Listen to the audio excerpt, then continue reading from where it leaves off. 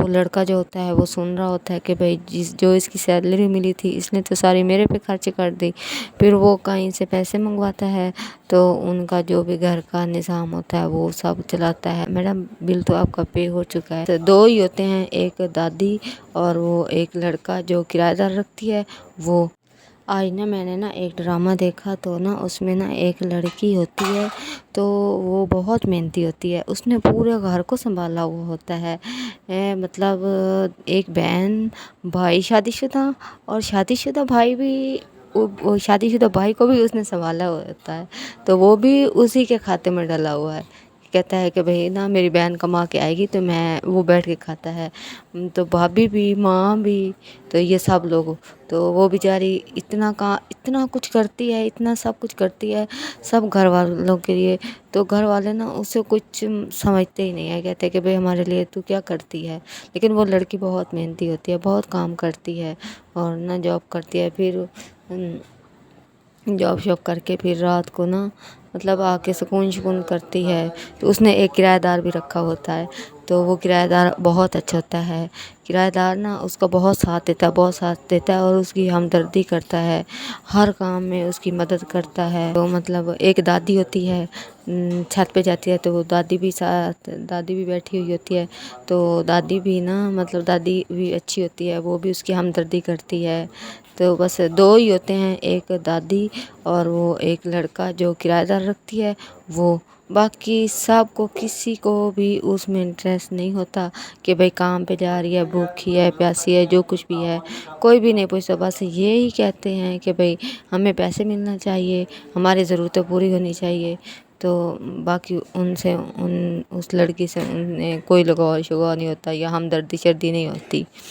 تو وہ بیچاری پھر ایسے بس اپنا بہن بھائی ہوتے ہیں، بھابھی ہوتی ہے، وہ بھتیجے کے ساتھ بہت پیار کرتی ہے. اس کا نام ایشان ہوتا ہے. تو وہ اسے خود کھانا شانا کھلاتی ہے. تو اسے اسکول بھی خود ہی چھوڑ کے آتی ہے. پھر اسکول سے واپس بھی لے کے آتی ہے. نہیں، اسکول سے واپس نہیں لے کے آتی، وہ اس وقت اس کا آفس کا ٹائم ہوتا ہے. پھر جو اس کا بھائی ہوتا ہے وہ کہتا ہے اسے، لڑکے کو کہتا ہے کہ تو میری بہن پہ نظر رکھتا ہے. اس کے بھائی سے اس کی لڑائی ہوتی ہے. پھر وہ ہاسپٹل چلا جاتا ہے. تو وہ بیچاری جب دیکھتی ہے کہ میرے بھائی نے اس طرح کیا ہے تو پھر اسے ہاسپٹل لے کے جاتی ہے. اس کا علاج کرواتی ہے. پھر وہ ٹھیک ہو جاتا ہے. پھر اسے گھر لے کے آتی ہے. تو اس کے گھر والے کہتے ہیں کہ بھائی گھر کا راشن ختم ہے تو گھر کا راشن ہمیں لے کے دے.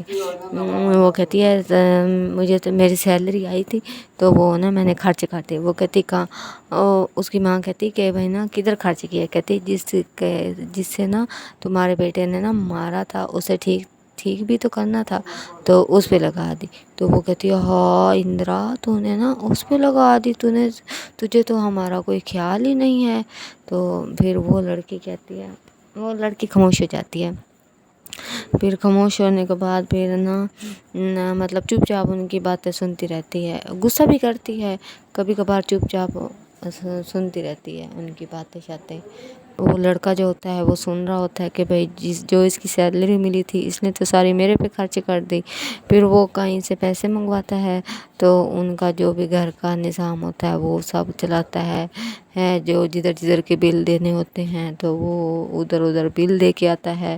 بل شل دے کے پھر وہ لڑکی بل دینے جاتی ہے شاپ پہ. تو وہ کہتی ہے کہ بھائی انکل میں نے بولا تھا کہ میں رات کو آ کے بل پے کر دوں گی، تو اب لیجیے آپ کا بل. انکل کہتا ہے کہ بل تو میڈم بل تو آپ کا پے ہو چکا ہے. تو پھر وہ لڑکی پریشان ہو جاتی ہے، کہتی کیا کس نے کیا؟ پھر کہتی کہ رشی کمار نے بل پے کر دیا ہے. اس کا بھتیجا بتاتا ہے کہ رشی کمار نے بل پے کر دیا ہے.